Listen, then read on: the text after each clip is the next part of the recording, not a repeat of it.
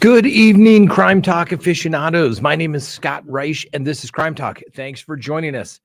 This is our first live program for the new year, January 9th, 2024. Can you believe 2024 is finally here? It seemed like it was dragging to get here that last month of December, but now that it's here, it's going by rather quickly. Now, obviously, we didn't do a live show. It was right around New Year's. I know everybody was traveling, family in town, so we didn't do it. So, like I said, this is our first show. And have we got a great show for you tonight? All right. First, we're going to talk about old Gypsy Rose Blanchard. Now, I talked about it in today's show. When have you ever seen a star shoot up that high, that quickly, not come down just as fast? We'll touch on this, but Gypsy Rose, I wish her well. I really do. But, the signs are kind of all over right now. And maybe I hope I'm wrong, but this is not going to end well at all. In my humble opinion, I would think that after what she's gone through, getting out of prison, that she'd probably want to go spend some alone time with her husband, figure out what she'd want to do. What is she going to do? Go to trade school, going to go to college. What is she going to do? Okay. Because this little fascination with her that she's got out, and she's got a little series coming out on, Lifetime or whatever it is. That'll be around for a while, but she can't ride this forever. She's going to have to do something. So we'll talk about that. Then, as I was doing show prep, I noticed something in the Chad Guy Daybell filings that hasn't really made the news, or at least maybe I haven't seen it. There is a possibility when I'm doing my day job as a practicing trial attorney, doing criminal defense work, that, I miss a thing of news. I miss a filing in a big case that we've been following. And so I saw something, and I want to talk about that as well. And of course, from the great state of Idaho, who could not forget about the Brian Kohberger matter? Now, in that particular case, the defense has filed a motion for an interlocutory appeal. They want to say, hey, stay these proceedings until we go up to the Idaho Supreme Court, judge, because we think you're wrong as it relates to all this grand jury stuff, and we'd really like to have a shot to do that. Usually, you don't get a whole lot of relief on an interlocutory appeal unless you are the prosecutors. Prosecutors get whatever they want, okay? Nearly, I'd say 98.6% of the time, prosecutors are going to get what they want. Defense, not so much. But it's a death penalty case, okay? The goal in any death penalty case is to make the case drag on forever. It is a war of attrition. Who is going to break first and say, fine, you can have a, life sentence without the possibility of parole. We don't need to drag this out, do the appeals for the next 30 years, keep up the Brian Kohberger fan club. Let's just move along. So we have that. And of course, if we get to it, we may get to that whole guy named Jeff. We may also get to the issues as it relates to the appellate case that was being heard today in regards to presidential immunity, right? When one is the president, they don't get to be prosecuted, at least not here in the United States, right? Because presidents get to make decisions, and if we prosecuted every time they were wrong, like, oh, sorry, there were no weapons of mass destruction. Oh, you committed. Oh, we should probably prosecute you on that. Yeah, no one would ever want to be in that position. So now I don't think it goes to you can assassinate your opponents, as one of the attorneys argue in the case went as far as saying today. Don't quite think it goes that far. But I think for all decisions while one makes in office, you probably get a pass on most of it. I mean, think about it. Weapons of mass destruction, waterboarding. Oop, that was wrong. Oh, we weren't. Oh, should we prosecute? No. Oh, he's president. We made a decision. We didn't know. Sorry. That's why, most people in public office have immunity for what they say, for what they do. Why do you think there's no accountability in office, right? Could you imagine if public officials actually did get prosecuted for breaking the law, for making poor decisions that were reckless, maybe not financially prudent? My God, no one would ever do the job. Maybe that would be a good thing. So there, we can get, if we have enough time, we can talk about that. I think it's an interesting issue because, hey, if presidents don't have immunity, you think the last 8 years has been an absolute circus? Just stand by.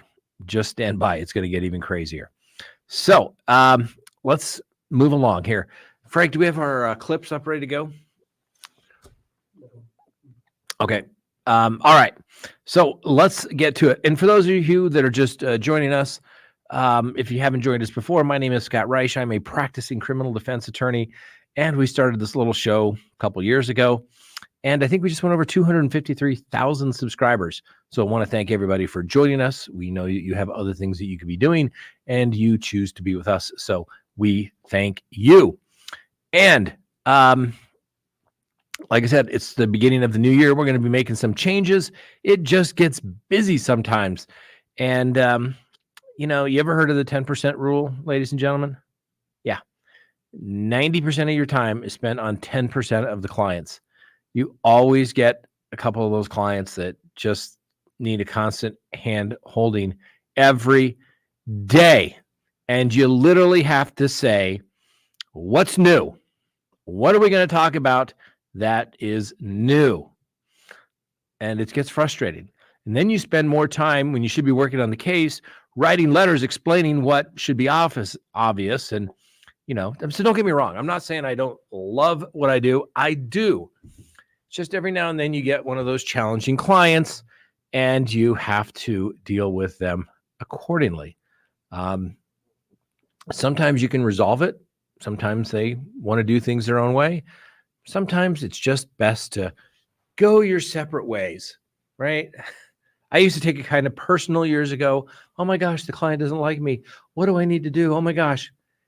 Now listen, sometimes maybe we're just not the right fit. Even when we started this program, it's like someone would say something mean and nasty, and you're just like, oh my gosh, let's go see this guy. Oh, he's telling me I suck. Well, he has 2 subscribers.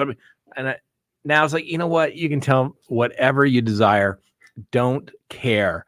I guess the only thing is just keep watching, right? And hopefully we can get to 1 million subscribers. That's what I'd really like. 1 million subscribers. And I'm not sure really why, but it'd just be nice to get that little plaque for 1 million subscribers. You're right. I'm a very goal-oriented person. I like to set goals. So if we can get to 1 million, that would be fabulous. So tell your friends, subscribe if you haven't, like if you do, leave me a comment and hit that little bell so you know when we go live, like tonight, or put up a new video. Okay. And remember, you can always listen to us on any of your favorite podcasting apps. And of course, we do have to pay the bills. And you may say, Scott, don't you get all this big money from YouTube? No. I know you may find that hard to believe. Yes, no, you do not get wealthy at all by doing YouTube videos. I assure you that. Maybe if you're Mr. Beast, you're getting rich, but you're not. So what do you have to do? Well, you have to kind of sell other stuff. Like, for example, CrimeTalk search. Let's do a hard break, and then we'll come back, and we'll talk about Gypsy Rose. Victim or just another grifter like her mom? Let's talk about it. Please go to crimetalksearch.com, sign up for a background subscription service. You'll be happy you did. If there's anyone out there you were ever curious about what was in their background, now is the time to do it. If you're going to get involved with somebody, now is the time to do it. When you go to crimetalksearch.com, you put in the name, literally millions of public records are searched and a report is generated. And it's going to give you a report. If they have multiple social media accounts, you're going to find it. If they have multiple phone numbers, multiple email addresses, it's going to be found. And more importantly, you're going to get information regarding criminal history. Hopefully the person you're searching has none whatsoever. But if it's there, it's going to be found. You're going to get everything you'd want to know, whether you're going into business or whether you're going into a personal relationship. You're going to be able to find out the information you want to know. So go to crimetalksearch.com, sign up today. You'll be happy you did. All right, we are back. Thanks for joining us. So like I said, we're going to talk about Gypsy Rose. Is it time that she needs to just go away? Now, I'm sure that if you're watching this channel, you probably have some idea who Gypsy Rose Blanchard is, because we've been covering her since her release roughly, what was it, the day after Christmas, I believe it was, or day before, I can't remember exactly. It doesn't really matter. But she got a 10-year sentence for, let's face it, conspiring to kill her mother.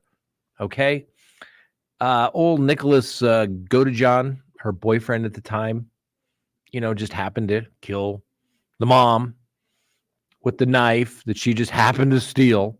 Remember what we talk about coincidences, right? There are no coincidences in criminal law. Just remember that. And, just kind of convinced him to, kill her mom. And he did. Now, don't get me wrong. Okay. She was abused. I get that. This Munchausen by proxy, the mom, Dee Dee, doesn't sound like a good person at all. Sounds like not a good mom, right? What are all the rules? I mean, you gotta show that you can be a good driver. You got to show that you can be a good pilot. You got to be able to show that you can get on a boat and be a good captain. But they let anybody be a parent. And let's face it, there's a lot of people out there that probably shouldn't be a parent. Dee Dee, Gypsy's mom, probably should not have been a parent, okay?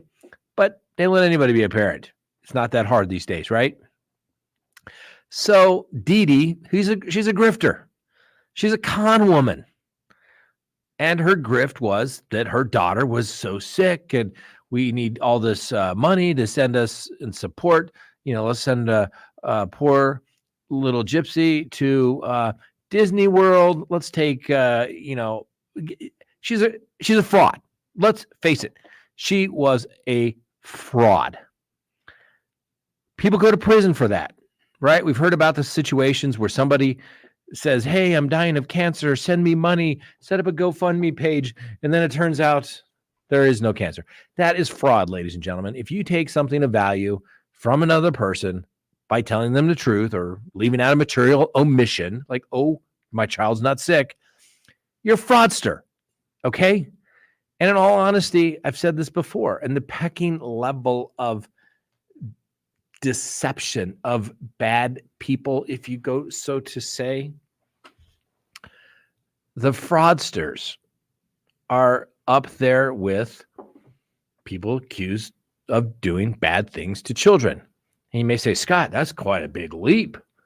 That's quite a leap. Somebody that would harm a child to, a con man or con woman. Yes. And what it is about, it's all about the con, right? The people that do terrible things to kids, usually it's somebody you know. Usually they built up some trust and then they take advantage of that trust and they do terrible things to children. And they're very, very manipulative. And they think that everything is just a big misunderstanding. We can get this resolved. What's the big deal? Lies. Once they see me in court, it'll all just go away, etc. Then you got the con man. Same type of deal. Their fraud gets discovered. What happens? Oh, it's just a big misunderstanding. Just need a little more time. I can pay the money back. You just don't understand. Nobody ever understands anything. And that's my experience. 28 years of criminal defense, those are the people that are the most manipulative, usually the most narcissistic people that you will ever encounter. Okay? And let's face it, Dee Dee, she was a fraud. She was a con woman. Okay? And no one's going to condone her parenting abilities and say, well, she was a good mom. She was a good mom. No, she wasn't. Okay? I hate that when people try to rationalize something. oh, they did this, but they were a good mom. I mean, they're out there, they're doing all these terrible things, not taking care of their responsibilities, but he's a really good mom, or she's a good mom, or he's a good dad. Well, are they really? If they're not taking care of their responsibilities, they're not doing it the way they're supposed to. Are they really? No, they're not. And I get it. Old Gypsy was 22, I do believe, when Dee Dee was killed. Tell me she didn't. I find it very hard to believe. And I get, she was conditioned that way. Munchausen by proxy. Oh, can't walk. She knew she could walk, but yet everybody knew that.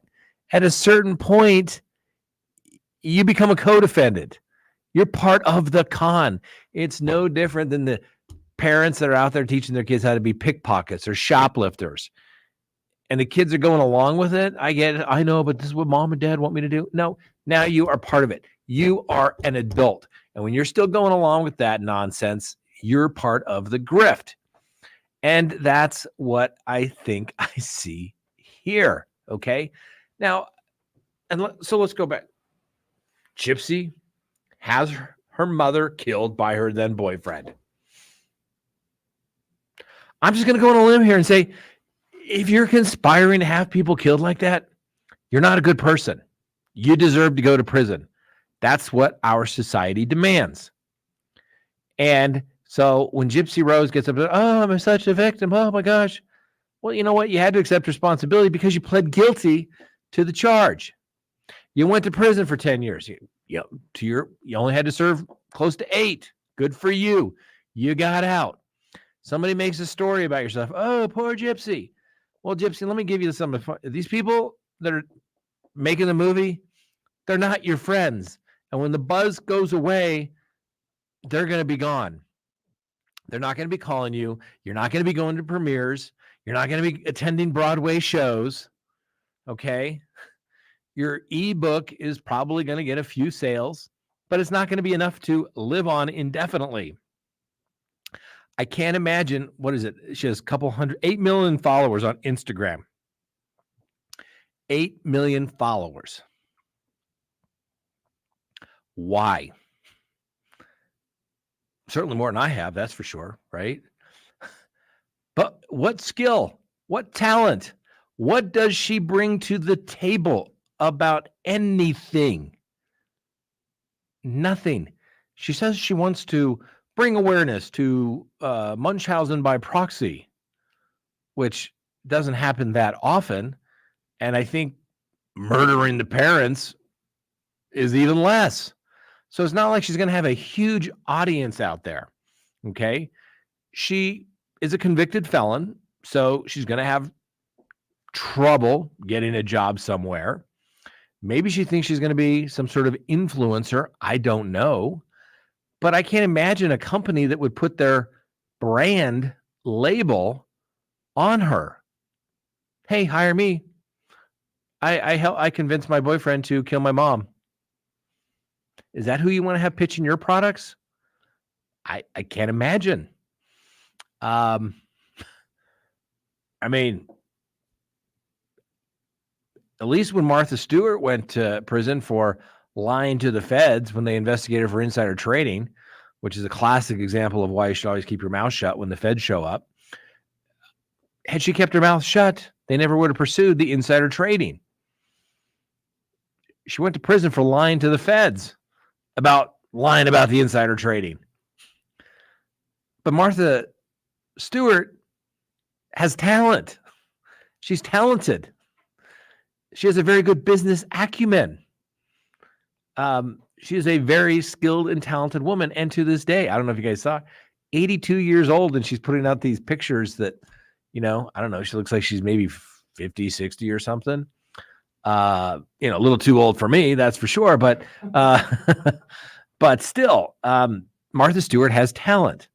I hate to say it, but Gypsy Rose, what does she have other than, I had my boyfriend kill my mom. And I would note, I know there's a protection order. She's not supposed to have any contact with old Nick old Go-to-John. But you think if you're making a few bucks, you're not together anymore, but still, you're now free. You're now free. He's serving life without parole. Going to put a few bucks on his books. I think her comment was, well, we've each made mistakes and, we're each going to move on or something to that effect. Haven't had any real conversation with her. So there you go. Right. And like I said, I have clients that get out of prison. That's what I do. A criminal defense attorney. Most people, after they've served time in prison, they need a little time to decompress. She's been out since December 27th, I think. 26th, maybe. So she's been out a whole 2 weeks. And she's got 8 million followers. Red carpet premieres, going to Harry Potter, texting about her love life with her husband, the school teacher, Ryan. Yeah, that's his name. I'm going to guess. I'm going to go on a limb here. The suit, probably not tailor-made. Probably not tailored. Looks kind of like off the rack, so to speak. And this is a trend that I will never accept, ladies and gentlemen. You see his footwear?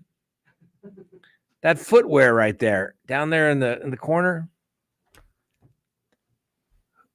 Whomever thought that it would be a good idea to wear tennis shoes in a suit should be arrested immediately by the fashion police. Okay? We have seen a trend of this. The atrocities keep continuing, and nobody seems to want to be able to address it. Okay? Those shoes, that's swell if you're going to wear a pair of blue jeans. Maybe throw on a sport coat, but not to wear a suit. And this is a black tie affair. You'd think you'd be wearing a tuxedo. Just me. Maybe I'm just old-fashioned. Okay. But tennis shoes with a suit, that is a crime against humanity, and it needs to be prosecuted to the fullest extent of the law. I don't care how casual the world has become. I get it. Nobody dresses anymore, but I do. I have to wear a dress. I have to wear a dress. I have to dress in a suit for work because I have to go to court. I mean, I guess I would love to be able to wear shorts and a flip-flop if the weather was appropriate, but I would be laughed out of the courtroom. Okay? A little bit of a digression here. I know this, but the point is tennis shoes were made for the gym. They're made for going walking, not to wear with a suit. Comfortable footwear is a crime when it comes to dress attire. Now, don't get me wrong. You can buy nice dress shoes that are comfortable and are tireable. You could wear cowboy boots, nice black, polished up. Wear those. Nice lace-up shoes. Maybe a nice pair of Gucci loafers. Gucci makes some of the most comfortable shoes you could ever make. But you can't do that, okay? So, Ryan, Gypsy, I get it. You're new to the black carpet here. You're doing your best, but you're kind of failing miserably, okay? You're not, I just don't see it, okay? And Ryan, I wish you well. I know you really didn't get to know your bride there for any real time because you saw a documentary about her. You fell in love, and now she's rocking your world by her own statements on Instagram. But this isn't going to last forever. All the limelight, it's not going to happen going forever. I'll give it another couple of weeks, and it'll kind of die down. And then you're going to have to go back to your job as a special ed teacher in Louisiana. And old Gypsy's going to say, you never take me out anymore. Why don't we ever go to the premieres? Why don't all my friends call me? You're going to have to keep her up to that. She's got expectations there, Ryan. She's got expectations. What are you going to do about it? I somehow do not think, and maybe I'm wrong, that Gypsy is going to settle into the simple ways of a special ed teacher in Louisiana. I think she loves the attention. I think she loved the attention when she was a kid, when she was an adult. And, I don't buy her story, man. I just I'm not buying it. I don't buy it. I mean, hats off to her attorneys. They did a great job, but I think she's just continuing the grift. Go out there, go get a job, do something. Are you going to be you're not a motivational speaker. What are you going to motivate me about? Choice of cutlery to stab your mother? No. Like, seriously, what are you going to talk about? Your therapy that you had to go through to get parole early to get out of prison? Man, probably not. You have no skill. You have no talent. What are you going to do? That's what she needs to be considering here in her near future.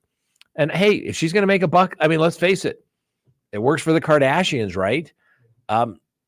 Kim Kardashian was not particularly talented. I mean, she made a sex tape that got her noticed. And don't get me wrong, she has turned that into billion-dollar empire. I just don't see, based upon what I've seen from interviews and conversations with Gypsy Rose, she's no Kim Kardashian.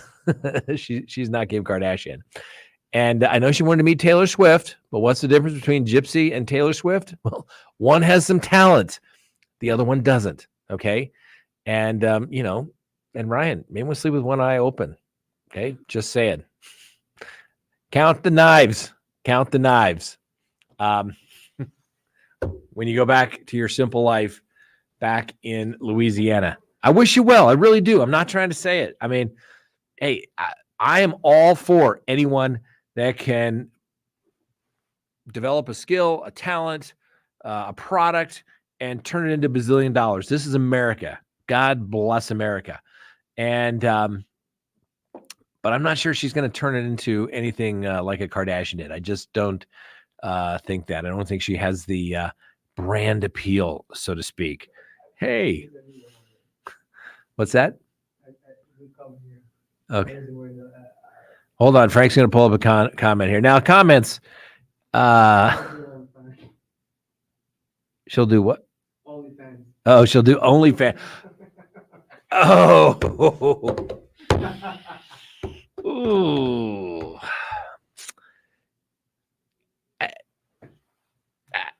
I don't know what to say. You're probably not wrong, Anne Marie. That's the comment of the day. That is great. She can do OnlyFans, I guess. Yeah, no. Maybe, oh my God, I think she's right. I really hadn't thought of OnlyFans. Maybe that's it. I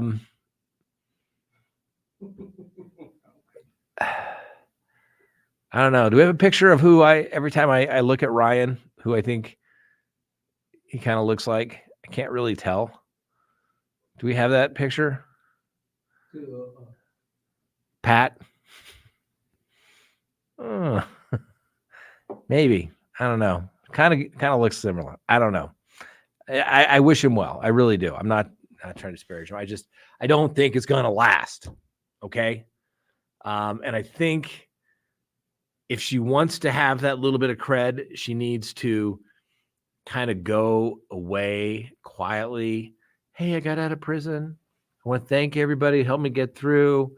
And I want to move on, and I want to do good in the world. At this point, I want to do a job.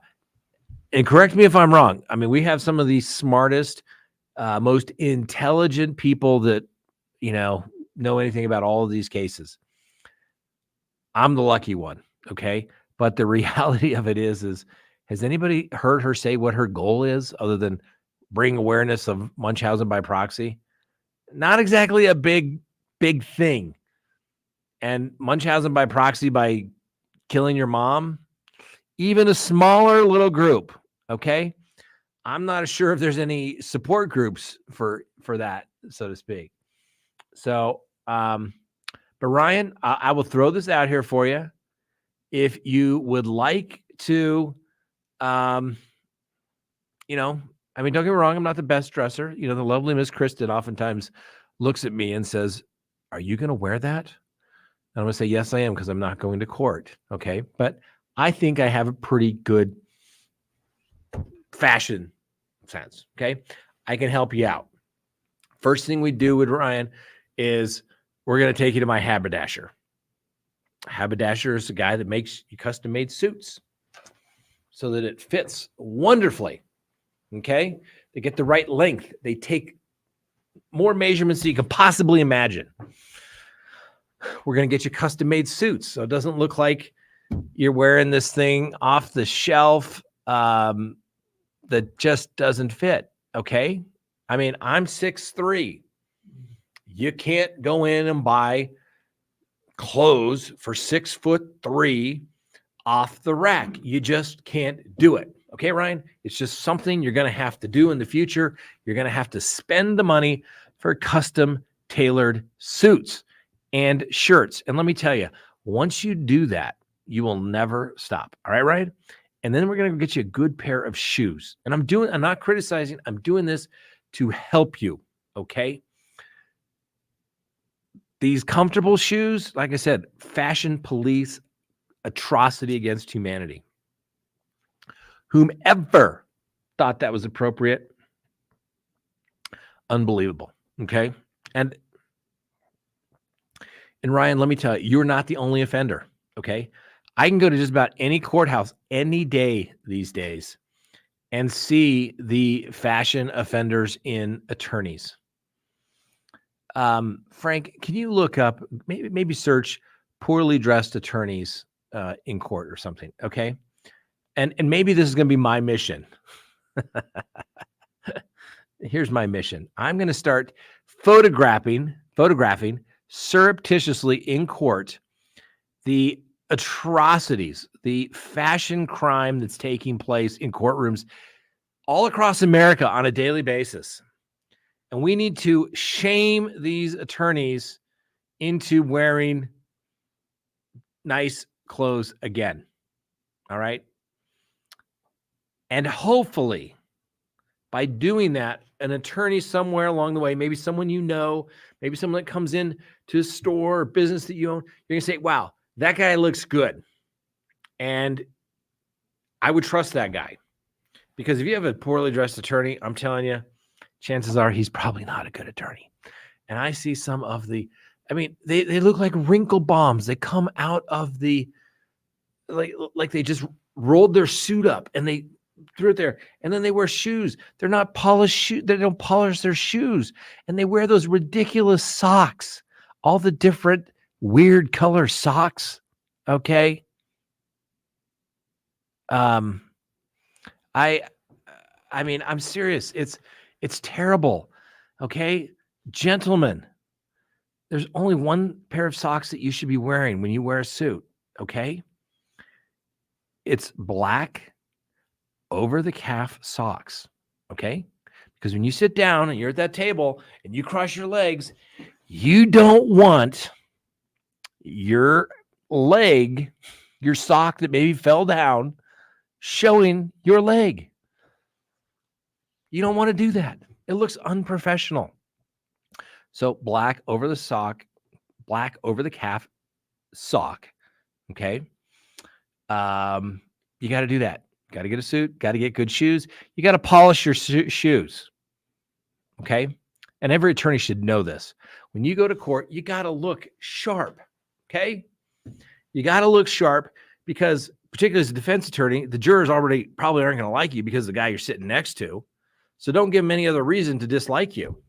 Okay. I can tell you this suit, custom made. The shirt, custom made. The tie, Hermes. Yeah, okay. If your lawyer had these shoes on, just go ahead and plead guilty. They're not wrong, okay? They're not wrong. Um, seriously. And, if if you gain a few pounds, you got to either A, lose the pounds, or you got to go get a bigger suit. That's just the way it is. But it's got to be tailored. Okay. You spent a ton of time and money going to law school. Spend a few bucks to get a couple of decent suits. Okay. And then it says Palm Mom, cufflinks a must. Don't disagree with you. Okay. Who is probably the only guy that still gets shirts made with cufflinks? I don't have them on today. I wore them the other day, though. This guy. I love shirts with cufflinks. Just says class. Okay. So we didn't mean to go off on Ryan here a little bit too hard. Okay. And once again, old Gypsy. I have not consulted with the lovely Miss Kristen on this, but I can tell you the lovely Miss Kristen, she has class. She knows how to dress. Okay. If you need a pointer, let me know. Ryan, Gypsy, we'll help you out. We'll jump in Crime Talk 1. We'll come see you. We'll bring my haberdasher. We'll go pick him up, bring him to you, take the measurements. We'll take that. Okay. We'll take care of you. But you got to do it. Okay. Because whomever you're getting fashion advice from, not good. Not good. So anyway, there you go. There you go. If you can afford a lawyer, one will be disappointed to you. The lawyer. Look at that. I mean, I get it. Maybe he's trying. Maybe he's older.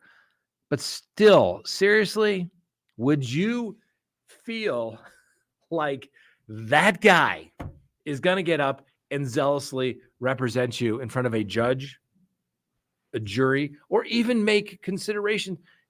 I mean, seriously, if I walked in looking like that, not a single district attorney would take me serious. Not a single one. Not a single one. Not going to do it.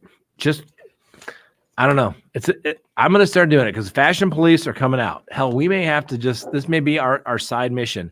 All right. I have a mission to dress attorneys and everyone else great again. Okay. Because so many people, it's gone too far, ladies and gentlemen. It has gone too far. If you're a lawyer dressed like this, you're going to jail. Yes, that's true. I remember a judge. Two stories. Okay. And then we're going to move on to our next subject. 2 stories here. One, there was an attorney, and everyone maybe thought the guy was probably a crackhead. Okay. He drove this car. I mean, this is maybe like 10 years ago at least, but he drove like a Chrysler convertible kind of thing with like the rag top all torn up. And he would come to court, literally just look like, he looked like Dave Chappelle in that thing where he's got like, looked like he's been smoking crack or something. And his clients usually look like maybe someone they'd be smoking crack with. And he would show up to court and he'd like having a jacket and like a shirt, like a turtleneck or something. And I remember a judge one day sitting there saying, yes, let's go ahead and call this other matter up. We can reset it off the record because the attorney is not appropriately dressed to pass the bar, which is the bar in the courtroom where, you go into the well. Okay. Another story. I was at one of my favorite cigar lounges the other night, and I ran into a former federal judge. And it was odd because he goes, you know what he said? We were both leaving. And I saw him walk in. I'm like, man, where do I know that guy from? Because he's been off the bench probably 15 years or so. And so I'm getting ready to leave, and I'm going to the restroom as I depart, and so does he. And we go do our things, and we're washing our hands there. And the gentleman goes, you look like a lawyer. And I said, well, some days, but I'm working on trying not to be one anymore, Your Honor. Or I said, Your Honor, you, sir. I said, how about you? He goes, oh, I used to be a judge. I'm like, I know you, Judge Blank. And he goes, yes. I said, Scott. He goes, yes. I couldn't put a name with you. I'm like, oh, great to see you. I said, well, thank you. I said, thanks for the compliment on the looking like a lawyer, because you'd be surprised what people are wearing. He asked me, he goes, do they even wear suits or, jackets to court anymore? I said, no, unfortunately, some of them even got that lax. I said, it's just horrible. It's horrible what they're wearing in court these days. And we were walking out to the door, going to the valet to get our cars. And the conversation continued. And he said, well, old Judge Mach is probably rolling in his grave. And I said, oh, yes, sir. Now remember, Judge Mach, he was the judge that did the Oklahoma City bombing trial. Okay. And if there was one judge that could make everybody in the courtroom just be like, yes, sir. Don't say anything stupid, sir. Right. I mean, he was very by the book, what have you. And I said, oh, Judge, I said, let me tell you a story. I said, we were at this case years ago. There were like 30 co-defendants. So the courtroom's filled up, all the attorneys sitting everywhere. We're doing what we do. And there was this particular attorney, and I mentioned the name, and the judge said, oh, I remember. Yeah. I said, and Judge Mach stopped the proceedings and said, Mr. Attorney, what is that footwear that you are wearing in a federal courtroom? And the attorney looked down and he said, these are loafers, Your Honor. And the judge said, Judge Mach, that is inappropriate footwear for a federal courtroom. Next time you appear in this courtroom, your shoes will lace up or you will be wearing cowboy boots. You will not wear loafers in a federal courtroom. The guy was like, yes, Your Honor. Because that judge would have held him in contempt. So it's not just me. All right. We need to get back to dressing again, ladies and gentlemen. We really do. Just saying. All right. All right. So those are my two stories. So let's move on. I think we've covered the Gypsy Rose. I think she's going to crash and burn. Not going to be pretty. Okay, Woodcock. Hi, y'all. I hope all is well. Good evening, Kay. How are you? Well, Kay, you showed up just in time because we're going to talk a little bit about the Chad Daybell matter just briefly. Now, as I was doing show prep, I found something that I hadn't noticed, hadn't really become noticed, or like I said, maybe I haven't seen it being covered anywhere else, but I was on vacation. It was a holiday. So I looked at it and I said, notice of service. That sounds dull and boring. What could it possibly be? Frank, can we pull that up? Notice of service. It sounds so mundane. And there we have it. Comes now. Maybe we'll get it in here in a second. Comes now, John Pryor, counsel for Chad Guy Daybell, and hereby gives notice to this court that on December 27th, 2023, a few days after Christmas of last year, the defendant, through his counsel, submitted to the prosecuting attorney by Odyssey Service, that's the electronic filing, his amended notice of alibi. Bom, bom, bom. So, of course, I look and I think, if I have to do a notice of alibi, but it's a different state. I get it. It's not where I practice. We have to state on the record in the filing, what is the alibi? Remember, an alibi is something whereby you say, it could not have been me. I was not even there at the time. Of course, you have to know where the murders are, when they took place, etc. So I thought that was very interesting. So as I was going through it and scrolling through, I was trying to find any other, and I don't recall ever seeing a other notice of just a general notice of service, right? Because I don't remember ever knowing or seeing that there was an alibi offered for Chad Daybell. Because let me just tell you one thing. I've never had an alibi that worked at trial. You may say, Scott, well, that's crazy. You've never won a trial by alibi? No, because if my client had a true alibi, the case got dismissed. Okay.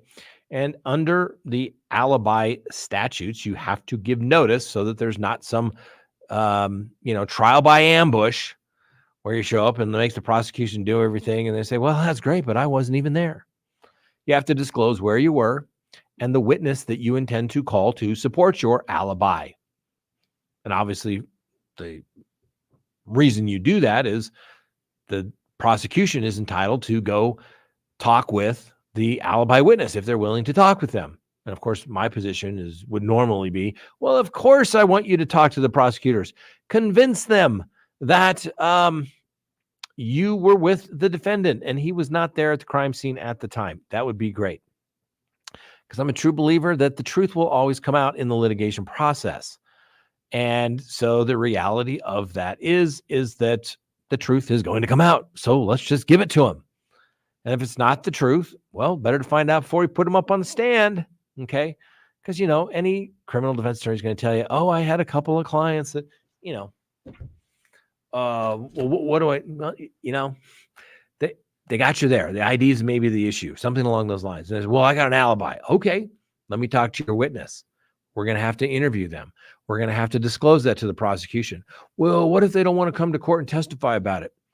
Well, unless they're going to state under oath, subject to the pains and penalty of perjury, I don't care who you were with.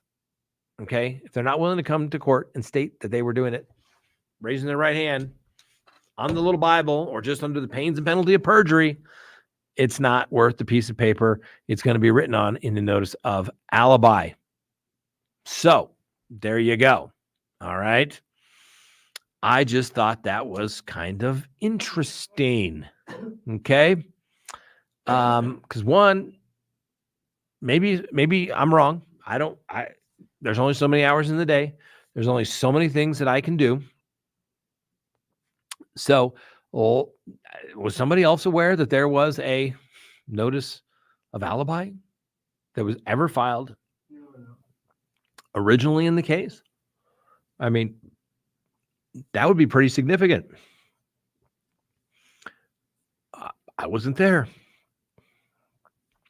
which makes me kind of think that Chad Daybell is going to go with more of the, well, maybe I knew after the fact, but I didn't know beforehand. And everybody knows it was Alex and Lori, and you know how those are. I mean, he's a little weird, and he's dead, but he had kind of a thing for his sister, which was a little weird and creepy.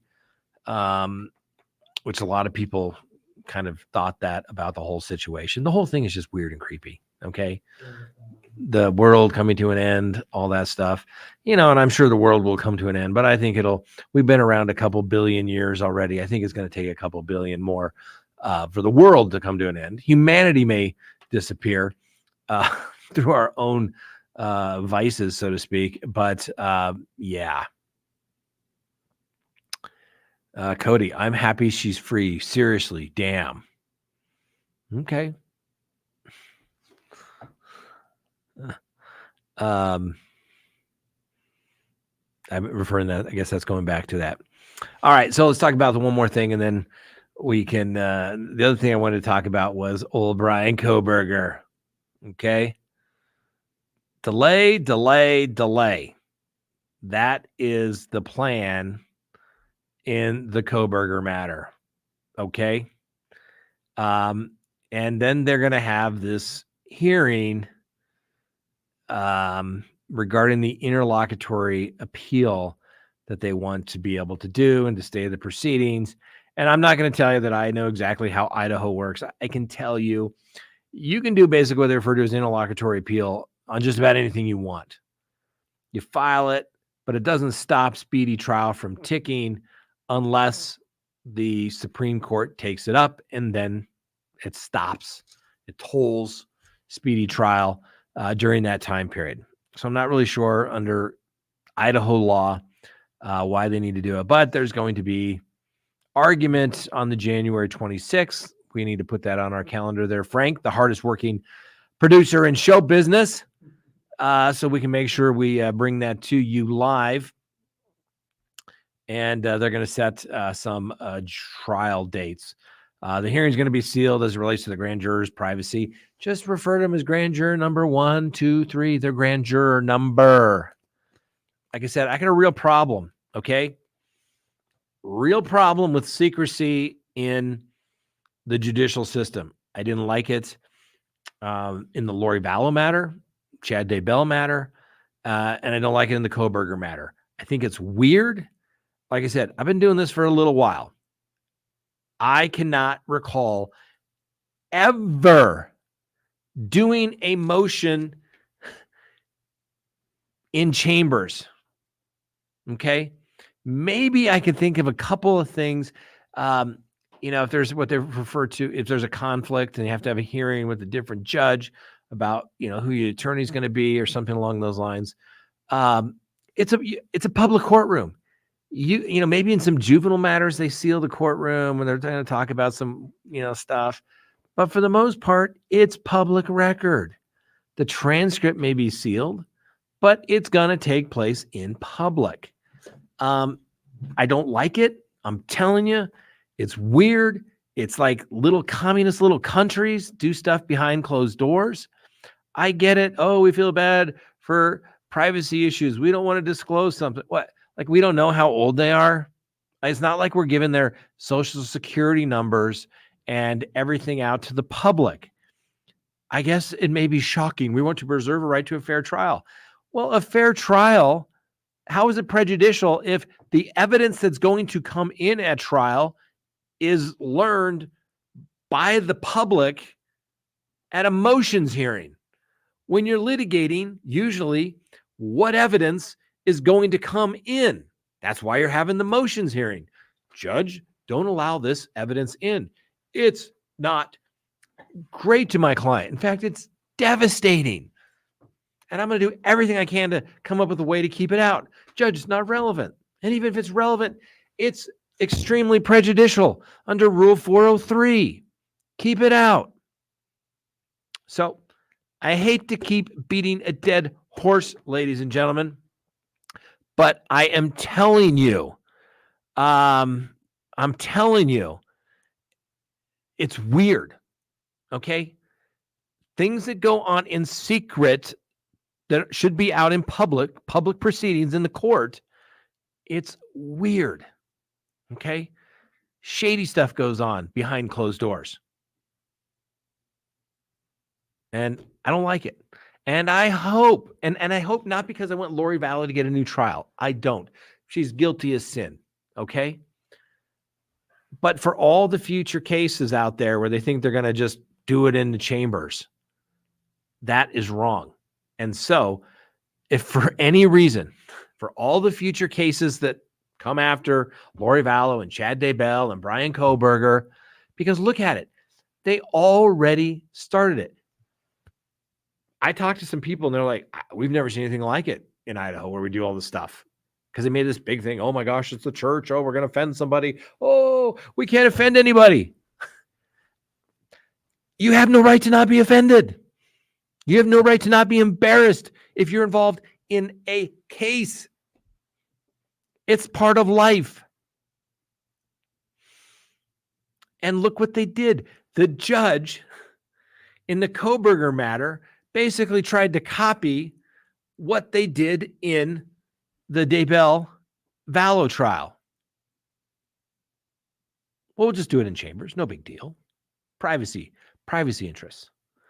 I'm going to control what the world gets to see. The world should be allowed to see. I'm a firm advocate.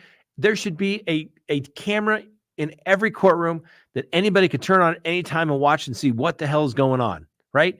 Is the defendant flying over the bench to attack the judge? Is it just a normal day? Is it a homeless guy where the judge says, I'm going to sentence you to 3 days in jail so you can get a hot shower, a couple clean meals, and we'll see you back here in a couple of weeks, right? Is that enabling or is that being sympathetic to the homeless guy, for drunken in public? I think the judge, he was usually trying to do it to be the kind thing. All right, I'm going to give you a couple days in jail, get cleaned up, get a couple hot meals in you. We'll see you again in a couple weeks because everybody knew he was coming back. But the public should be allowed to see what the judiciary is doing. For God's sakes, at least the United States Supreme Court, at least you can get the recordings after the proceedings. But they acknowledge that. And hopefully, eventually, we'll get to see everything take place. I don't like it. I'm just telling you, I don't like it. I don't like it. I don't like it. People need to see what goes on in their courtrooms. So, all right. Wow. Can you believe how fast that went by, Frank? I found Lori Vallow, and she mentions Chad. Oh, she says she was with Chad. Okay. Well, I wonder if Lori Vallow is going to come and testify on behalf of Chad Daybell. Let me go on a limb here. I don't think so.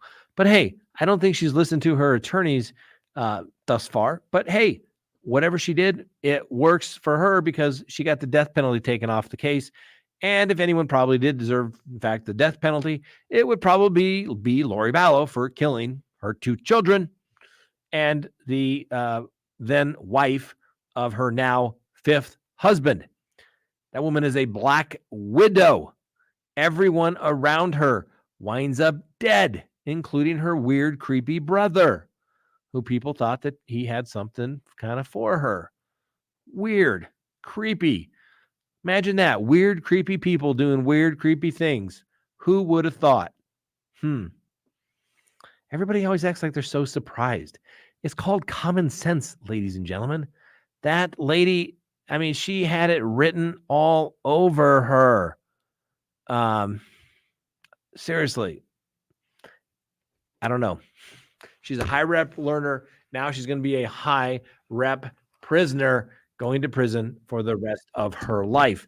And of course, she has her trial that got pushed back. It was supposed to start the right about the same day or a couple days before the Chad Daybell trial that begins on April 4th of 2024. And I think it was on a live a couple weeks ago. I called it. I was like, yeah, remember I said the only way she's going to do it is to object to speedy trial because they need the same witnesses. And the prosecutor said, we need the same witnesses, and the victims and the family, and I get it, on the Victims' Rights Act, have a right to be there. So they continued it beyond speedy trial. I think they're set for August 4th, I think is when that is. So Rescue Mom says Lori has her strut back. Did you see her? Listen, she, Tammy Kelsey, she needs her voice therapy to lose that baby talk voice, referring to Gypsy. Totally agree. Oh my God, I didn't want to say that. I didn't want to go there, but since you went there, totally agree. Tammy Kelsey, totally agree. That little baby talk, like, oh my God, she has so many opportunities to her. Like, go do something worthwhile. I hope she does. She's going to crash and burn, but I hope not. All right, ladies and gentlemen, there's our hour show. But hey, if you want to keep the conversation going, what can you do? You may say, it's the new year. I want to start off a fresh start. I like Scott. I like talking to Scott. You know what I'd really like to do? I'd like to be able to call in and talk to Scott. Where could I possibly do that? If you become a Patreon member, you can do that. And we'll give you the secret bat line, Crime Talk line to call in, and we'll talk about whatever you would like to talk about. So all our Patreon members, Patreon family is really what it is. Come join us. Come join us. It's a little after 7 right now. I don't know. We'll go maybe 5 minutes and we'll be there. So thank you all for joining us. May have offended a few people. Maybe got a couple people to say, hey, maybe this guy maybe knows what he's talking about. I don't know. I don't necessarily need to be right. I don't need people to simply follow it. If you disagree with me, let me know. Maybe I'm wrong. That's the way it's supposed to work. It's called free speech. All right. Thanks for watching. We'll see you next time on Crime Talk. We'll see our Patreons in just a few minutes. And remember, The Constitution matters.